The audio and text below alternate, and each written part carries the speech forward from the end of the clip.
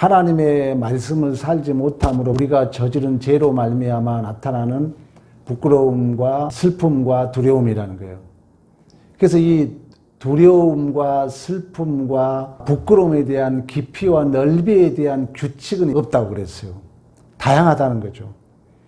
그러니까 어떤 사람은 부끄러움을 대충 느끼고 넘어간 사람도 있고, 어떤 사람은 조그만 잘못에도 큰 부끄러움을 느낄 수 있고, 큰 두려움을 느낄 수 있고, 큰 슬픔을 느낄 수 있고, 이게 어떤 규칙이 아니기 때문에 다양하다는 거예요. 그 느끼는 농도와 깊이는. 그러나 우리가 꼭 기억해야 될 것이 있다 그랬어요. 이러한 두려움과 슬픔과 부끄러움을 통해서 그 하나님의 진노에 대한, 율법의 저주에 대한 것은 분명히 기억해야 된다 그랬어요.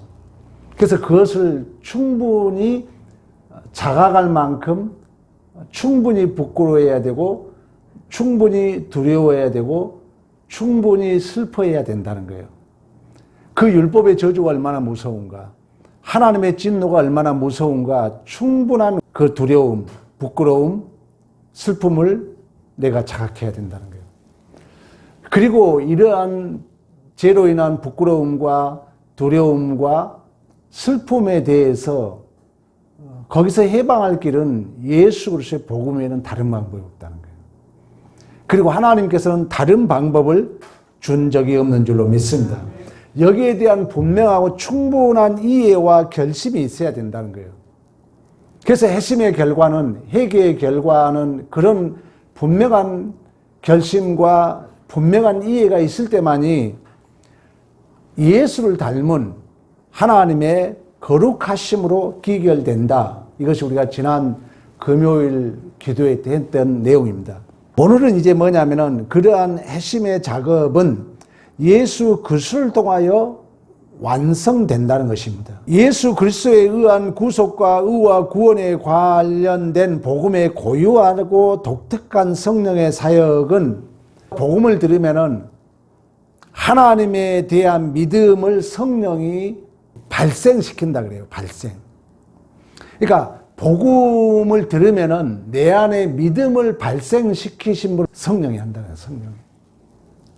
그래서 성령이 이 회심을 예수 그리스도로 말미암아 완성하게 한다는 거예요. 예수 그리스도로. 그리고 이 믿음을 발생시킬 뿐만 아니라 이 믿음이 작동함으로써 이 예수 그리스도의 복음을 통하여 이 회심이 완성된다. 이렇게 존 오웨이 목사는 얘기를 합니다. 그래서 이 복음은 여전히 죄인들에게 선포되고 알려져야 된다. 그래서 복음을 들으면은 몇 주 전에 공부했던 것처럼 죄에 대한 자각이 발생되게 돼 있어요. 믿음은 출생에 관한 믿음이 있거든요. 신분에 관한 믿음이 있다는 거예요. 내가 하나님 자녀로 출생했잖아요. 이건 완벽하게 자녀들이 출생했어요. 일반 은총과 특별 은총은 상충적이지 않다 그러죠. 상충적이란 반대되지 않는다는 거예요. 서로 보완한다는 거예요. 서로 충만하게 한다는 거예요. 그럼 우리는 부모의 그 사랑을 통해서, 부모의 은혜를 통해서 하나님의 은혜를 더 보완하고 더 충만하게 한 것처럼, 그러면 우리가 자녀로 출생했잖아요. 하나님 자녀로. 그러면 일반 은총에 있어서 우리 지금 손자, 손녀, 시아, 도경이가 태어났어요. 사람이라는 신분상에는 완벽하게 태어났다는 거예요. 이게 이미 우리는 출생한 거예요. 예수 안에서. 그러면 그가 사람다우냐? 이걸 이제 수준으로 나누는 거예요. 그가 사람다우냐는 아직 미완료라는 거죠. 그래서 이제 이 이미와 아직의 이 중간을 교회 시대라 그러는 거예요. 교회 시대. 그래요. 그 시대를 1차원적, 2차원적, 3차원적 세계관 질서로 나누어서 공부했죠. 이것도 어렵지만 얼마나 쉽습니까? 경제 원리에도 1차 산업, 2차 산업, 3차 산업 공부했잖아요. 가장 1차 산업은 뭐예요? 심어야 거두는 낙농업, 농업. 1차 산업 아닙니까? 2차 산업은 그게 좀 더 발전한 이제 기계와 3차 산업은 이제 서비스, 어떤 유통, 이걸 우리가 3차 산업을 말씀하고 있는 것처럼 신앙에서도 1차 완적 세계관 질서는 뭐냐? 원인과 결과 법칙이라는 거예요. 율법이라는 게 쉽게 말하면. 너무 쉽잖아요, 사실. 충분히 알 수 있잖아요. 그러면 이 율법을 우리가 다 지킬 수 있다면은 하나님이 명령하죠. 야, 말씀에 순종해야 복을 받는다. 불순종한 벌을 받는다. 1차원적 세계관 질서라는 거죠. 그러면 이걸 지켰더라면은 우리는 의와 완성됐기 때문에 다른 게 필요 없죠. 그러나 못 지켰잖아요. 못 지켜서 바벨론 포로 잡혀갔다는 것은 못 지키기 때문에 우리는 죄의 종이 된 게 쉽게 말하면. 바벨론 포로로 잡혀갔다는 것은 또 다른 오늘날 우리의 해석은 성경은 어제나 오늘이나 해석하면 틀릴까 똑같을까? 똑같는 거예요. 영적 해석은 똑같은 거예요. 똑같이 해석이 안 되면 잘못 해석된 거예요. 그럼 바벨론 포로 잡혀갔다는 것은 우리 역시 죄의 종이라는 거예요. 그게 똑같이 해석이 되는 거죠. 수식적 관계는 똑같이 해석이 되는 거예요. 역사적으로 풀어놔도 현상은 다르지만 똑같은 해석이 되는 거예요.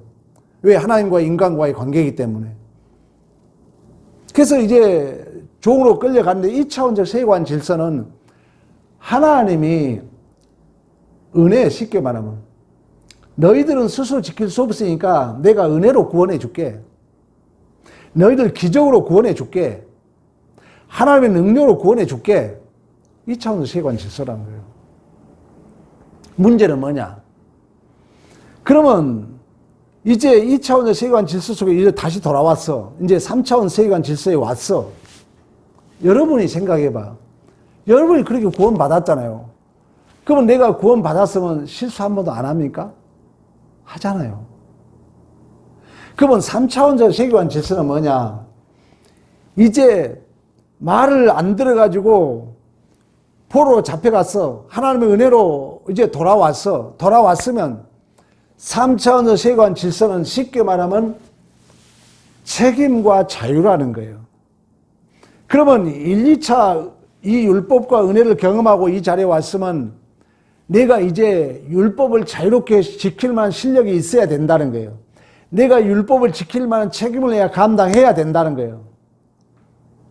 근데 이 책임은, 그 자유는 조작적 정의라고 해요. 조작적 정의는 뭐냐? 논문을 쓸 때 조작적 정의라는 게 나와요. 그 말이 뭐냐면은 변수를 정해야 돼. 예를 들면 독립 변수와 종속 변수와 인과관계를 해명하는 논문이에요. 예를 들면 사랑은 눈물의 씨앗이다 하면은 사랑, 눈물의 씨앗, 이 인과관계를 설명하는 게 이제 논문이에요. 사회과학적 논문이에요. 이걸 가설로 해서 설문조사를 통해서 이걸 기계로 돌리기 때문에. 그러면 조작적 정의라는 건 뭐냐면은 논문을 쓸 때 예를 들면 자, 사랑은 눈물의 씨앗, 눈물의 씨앗이라는 이제 변수가 하나 나왔잖아요. 그러면 이 눈물의 씨앗을 다양한 학자들이 정의를 해놔요. 눈물의 씨앗은 뭐다 정의 놓을 거 아니에요. 그러면 그걸 변수 정의할 때 그걸 나름대로 써줘야 돼. 몇 월 며칠 어느 책에 사랑은 눈물의 씨앗은 뭐라고 했다는 것을 한 서너 개를 써준 다음에 나는 그걸 참고로 해서 이러이러한 것을 사랑의 눈물의 씨앗이라고 내가 나름대로 조작해서 정의한 걸 뭐다? 조작적 정의를 한다는 거예요. 여러분 쉽잖아요. 이런 거 하나 알아보면 좋죠. 그러니까 설교자로서 자유와 책임은 뭐냐?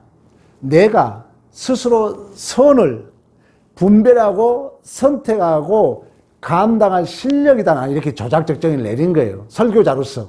그걸 저는 운전에 비유했잖아요. 운전이 자유가 마음대로 가는 게 자유가 아니잖아요. 내가 스스로 빨간불에 서고 파란불에 가고 좌회전 우회전 신호를 나름대로 내가 선택, 분별, 책임을 감당하는 게 진정한 자유로운 운전인 것처럼 우리가 3차원적 세계관 질서는 이러한 그 책임, 그 자유를 누릴 수 있어야 된다는 거예요.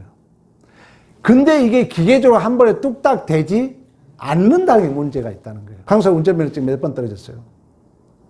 난 9번 떨어졌어요. 9번 떨어져가지고 너무 창피해서 우리 사모 그때 이제 막 신혼 초인데 남자가 자존심 있어야 되잖아요. 근데 가서 운전하다 보면 내려오세요. 너무 자존심 상해가지고 찢어버렸어, 내가. 9번 떨어지고. 그러고 서울에 와서 안산에서 떨어지고 나서 서울에 와서 한 번에 붙었던 기억이 나요. 여기에 이제 훈련이 있다는 거예요. 그래서 실패를 유일하게 허용해 주는 게 교회다. 왜? 연습하도록 기회를 줘야 될 거 아니에요. 훈련하도록 기회를 줘야 될 거 아니에요. 거기에 등장한 게 우리가 지난주 공부했던 게 뭐라고요? 부끄러움, 슬픔, 두려움이 등장한다는 거예요. 얼마나 맞는 얘기입니까? 근데 이걸 이제 이러한 해결을 완성한 자는 누구다? 예수 그리스도인 줄로 믿습니다. 예수 그리스도. 그러니까 예수 그리스도가 그래서 우리 죄를 위해서 죽으시고 우리를 위하여 부활하시고. 그러니까 그 말은 뭐냐면은 하나님이 부모가 율법을 준 거예요. 율법은 어느 학자는 5만 4천 가지 정도 된다 그랬어요. 그 말은 뭐냐? 예를 들면 우리 부모 역시 아야 자조심해라. 야 일찍 들어와라. 성경에도 그런 식으로 그 잘 잡으라 모든 언약을 다 정리했더니 어떤 주석가는 약 5만 4천 개 있더라는 거예요. 이것은 아버지와 아들의 관계라는 거예요. 야, 너가 좀 이런 사람이 되라. 그런 부모의 심정인 줄로 믿습니다. 그 부모의, 그걸 우리가 계시라고 그래요. 어렵게 들립니까? 또 계시도? 계시는 뭐예요? 이건 사실 단어거든요. 계시했다 나오잖아요. 이건 성경의 단어예요. 그럼 한문으로 풀어주면 뭐냐면 하나님 자신을 우리가 잘 모르니까 열어서 보여준 줄로 믿습니다. 그게 성경이라는 거예요. 하나님이 열어서 보여줬다는 거예요. 그러면 하나님이 열어서 보여줬는데 하나님은 영이잖아요. 그러니까 사자들을 통하여 천사들 통하여 영이 모세를 통하여 하나님을 계시하셨지만 그 하나님이 요구하고 하나님이 계획하신 그 목적, 하나님이 자조심해라, 이거되라 저거되라 그 하나님 마음, 또 그렇게 아버지 마음으로 너는 이래야 돼 이래야 돼 그 모든 것이 실제적으로 우리 안에 최종적으로 보여준 계시자가 누구다고요? 예수라는 거예요. 예수라는 겁니다. 예수. 그래서 최종적 우리의 회개의 완성은 누구를 통해서 된다? 예수 그리스도를 통하여 되는 줄로 믿습니다. 예수 그리스도를 통하여. 예수 그리스도를 통하여 된다는 거예요. 그 일을 성령이 우리 안에 하신다는 거예요. 성령이. 그래서 우리 안에 교회의 본질이 그래서 예수의 충만이라 그러는 거예요. 만물을 충만케 하는 자에서 충만이라 그러는 거예요. 그래서 교회를 그런 의미에서 예수의 몸이라고 한다는 것입니다. 우리가 예수의 몸이에요. 예수의 몸. 그래서 영생을 예수를 아는 거다 얘기하고 있고, 그래서 여러분들이 예수를 알아야 돼요. 그러면 예수를 그냥 알 게 아니라 그 복음서에, 사복음서에 나타난 예수, 그걸 이제 최종적으로 보여준 게 이제 십자가죠. 우리 죄를 위하여 온갖 고난과 아픔을 당해주는 그 만물을 그 발 앞에 무릎을 꿇게 하는 예수. 그러므로 하나님 앞에 영광을 돌리는 예수. 그 만물이 그 예수의 이름 앞에 무릎을 꿇고 하나님 앞에 영광을 돌렸던 그 모든 영광을 이제 어디 안에 채우기를 원하겠어요? 교회 안에 채우기를 원한다는 거예요. 교회 안에. 그래서 우리가 설교를 듣는 것입니다. 설교의 중심은 뭐예요? 엄밀히 말하면 하나님을 얘기하고 있거든요. 더 적극적 의미로 말하면 예수를 얘기하고 있다는 것입니다. 왜? 예수 아니고는 하나님에게로 갈 수가 없기 때문에. 죄의 개념을 잘 이해하셔야 돼요. 죄라는 것은 형태가 기다 있어 아니라 있어요. 아니라 그랬잖아요. 성경에 나오잖아요. 네가 흑심만 부어도 뭐라 그래요? 간음이라 나오잖아요. 네가 나무를 미워해도 살인이라 그러잖아요. 여러분 율법의 이해를 잘 해야 돼요. 형태로만 알아버리면은 이게 웃기게 빠져요. 나는 안 그런 척으로 빠질 수 있거든요. 그래서 우리는 의인이 없다는 거예요. 성경에. 그러면 참 제가 자주 예를 들었잖아요. 자, 제가 예를 자주 들었어요. 만지지 말라는 거예요. 죄 짓지 말라는 하나님은. 아까도 내가 그런 의미에서 임의와 아직 신분에 관한 것과 수준에 관한 것을 나눠서 얘기했던 것처럼 야, 죄 짓지 마. 한 번에 네 알겠습니다. 그럼 얼마나 좋아요. 얼마나 좋냐고요. 그러면 그럴 사람이 없다고 성경은 얘기해요. 의인은 없다는 거예요. 아까 얘기했죠. 내가 의인이 된 게 내 실력입니까? 은혜입니까? 은혜잖아요. 아니, 금메달 목에 건 거 내가 예를 들었잖아요. 우리 성도들이 참 어떻게 이해하는지 모르겠지만 쉽게 설명한다 그러거든요. 아니, 실력 없는 사이에 금메달 먼저 걸어줬다는 거예요. 그러면, 아니, 자살골 넣을 수가 있을 거 아니에요. 내가 아직 실력이 없다니까. 근데 이 부분을 이제 신학적 또 수로가 등장해. 어쩔 수 없어요. 어렵게 들리지만. 허용의 섭리라 그래요. 하나님이 아담을 범죄하지 않게 막을 수 있잖아요. 근데 조직생활 저는 공부한 자로서 뭘 하냐면 하나님이 가장 지혜롭고 가장 선하고 가장 하나님의 은혜로운 방법으로 아담의 범죄를 허용했다 그래요. 외민에 나와요. 외민에. 웨스턴 신앙 고백서에.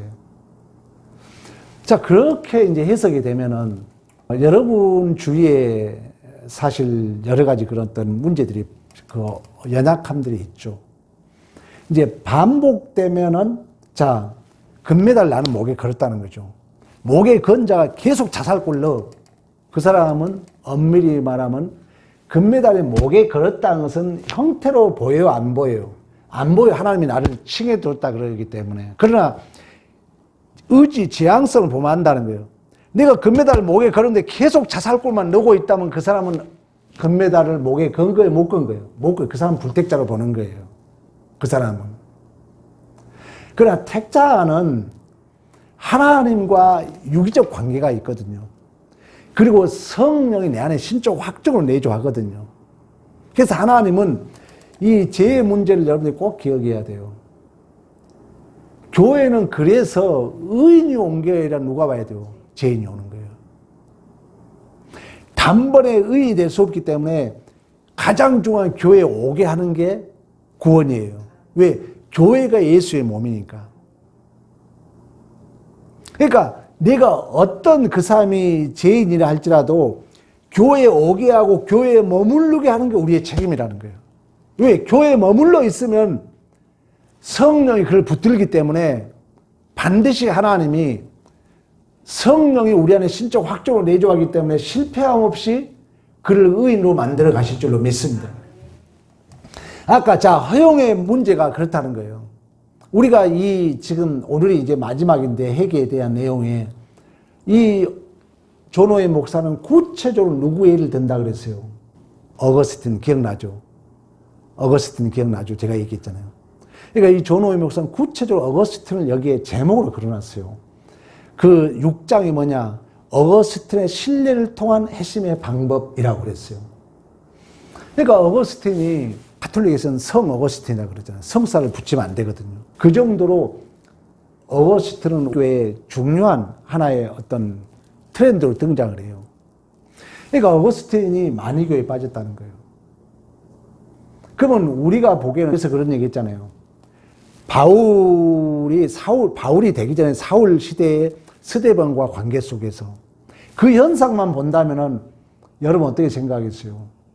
바울은 진짜 죽일 놈이죠.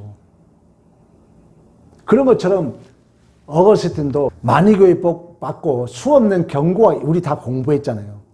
경고해도 말 안 들었다 그랬잖아요. 성령이 그를 회심시켰어요. 그러고 나서 예수만이 회개를 완성시킨다는 것은 자기가 불순종하고 불신앙 갖고 어머니 기도 말도 안 듣고 그 수없는 기회가 있었음에도 거부했던 그 죄가 누구하고 최종적으로 오버랩이 되겠어요? 예수하고 오버랩이 되는 거죠. 오버랩이라는 것도 해석해 줘야 되나요? 오버랩이라는 것은 이미 있었던 일과 지금의 현 일이 넘어서 매체 연결이 된다는 거예요. 연결이 된다는 거예요. 여기 봐보세요. 배너 얘기 많이 했잖아요. 내가 막 그 친구를 죽이려고 용서 못할 한을 품고 갔는데 예수님은 그 억울한 일을 감당하더라는 거예요. 그게 자기의 현실과 누구하고 매체되는 거예요. 예수와 매체. 예수만이 완벽한 해결을 이룬다니까요. 바울도 마찬가지죠. 바울에서 보여주잖아요. 내가 지금 핍박하러 다니고 죽이러 다녔지만 실질적으로 그 핍박하고 죽이러 다닌 자가 누구였다? 예수였다 그러잖아요. 누굽니까 했을 때 네가 핍박한 예수라 그러잖아요. 그러니까 우리의 모든 회개의 완성은 누가 이룬다고요? 예수가 이룬다. 그래서 당신이 아직도 억울함을 느끼고 있다면 여러분 아직도 누굴 용서 못하고 있잖아요. 저는 사실 용서 못한 사람 없어요. 다 내 마음은 용서했고 내 마음은 지난 설교 때 그랬잖아요. 우리 성도들이나 어떤 죄를 지어도 나는 우리 성도 편에 설 거예요. 나는 그렇게 나는 마음 먹어요. 여러분들이 어떤 실수를 해도 어떤 잘못을 해도 나라도 우리 성도 편에 서야죠. 여러분들이 지금도 혹시 누구를 용서 못하고 있습니까? 나만 이렇게 억울한 일 당한다고 마음 먹고 있습니까? 존호의 목사는 뭐냐면 당신은 예수를 모른다 그래요. 당신이 그런 마음으로 있다면 당신은 아직 예수를 모르고 있다 그래요. 그런 것처럼 여러분들이 진실로 하나님 앞에 돌아온 회심은 누가 완성시킨다고요? 예수가. 성령이 예수와 연결하고 있습니다. 우리 예수님이 이렇게 당하셨는데요. 우리 예수님이 용서하셨는데요. 우리 예수님이 십자가에서 다 감당해 주셨는데 이 예수의 믿음으로 말미암아 여러분들이 회개하지 못한 것이 있다면 완전히 회개하고 용서하지 못할 자가 있다면 예수로 말미암아 용서하는 진정한 그 회개의 완성을 이루는 복 있는 삶이 되기를 간절히 축원합니다.